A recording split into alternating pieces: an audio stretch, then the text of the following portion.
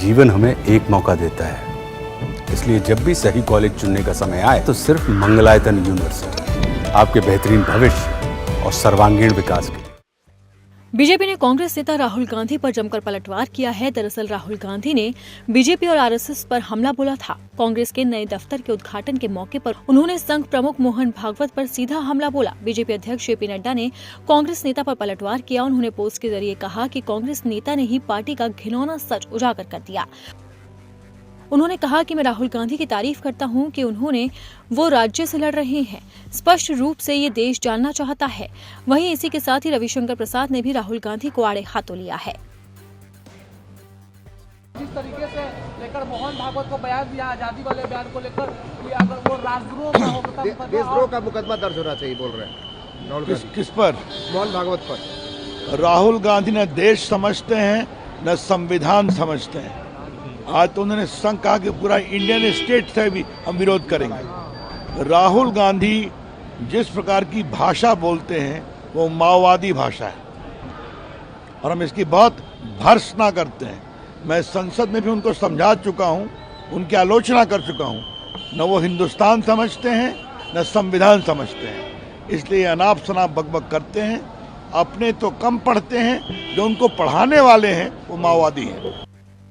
केंद्रीय वित्त मंत्री निर्मला सीतारमण ने भी राहुल गांधी पर निशाना साधा। उन्होंने कहा कि संविधान की शपथ लेने वाले विपक्ष के नेता कह रहे हैं कि हम बीजेपी, आरएसएस और भारतीय राज्य से लड़ रहे हैं। वित्त मंत्री ने सवाल किया कि आप संविधान की कॉपी अपने हाथों में लेकर क्यों चल रहे हैं। अब आपको राहुल गांधी का वो बयान सुना देते हैं जिस पर जमकर हंगामा बरपा है। We have Shiva, we have Buddha, we have Guru Nanak, we have Kabir, we have Mahatma Gandhi, we have our symbols. And these are all the symbols who have shown the correct path to this country.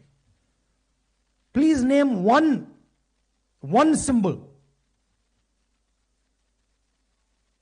of the RSS ideology that is revered in India today. Name one symbol. Was Guru Nanak from the RSS ideology? Was Buddha from the RSS ideology?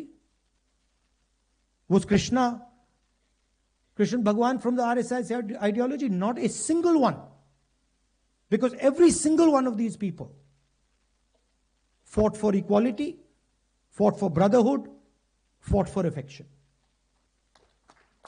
And so the last thing I would like to say is that this building has emerged from the blood of Congress people,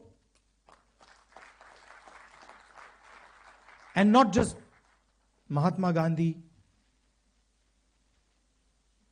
Jawaharlal Nehru, Patel ji, not just these people. It has emerged from the blood of our workers, from every single one of our leaders. That includes all of you who are today defending the idea of the Congress party. Rahul Gandhi ने कहा था कि ये मत सोचिए कि हम निष्पक्ष लड़ाई लड़ रहे हैं। अगर आप मानते हैं कि ये सिर्फ बीजेपी, आरएसएस जैसे राजनीतिक संगठन के खिलाफ है तो समझ लीजिए उन्होंने हमारे देश की लगभग हर संस्था पर कब्जा कर लिया है। अब हमारी लड़ाई भारतीय राज्यों से भी है। राहुल गांधी के इस बयान को लेकर अब हंगामा बरप रहा है। बीजेपी लगातार राहुल गांधी को घेर रही है। यहाँ तक कि दिग्गज नेताओं ने तो राहुल गांधी पर सवालों के तीखे तीर भी छोड़ दिए। अब देखना होगा कि कांग्रेस इस पलटवार पर क्या जवाब देती है।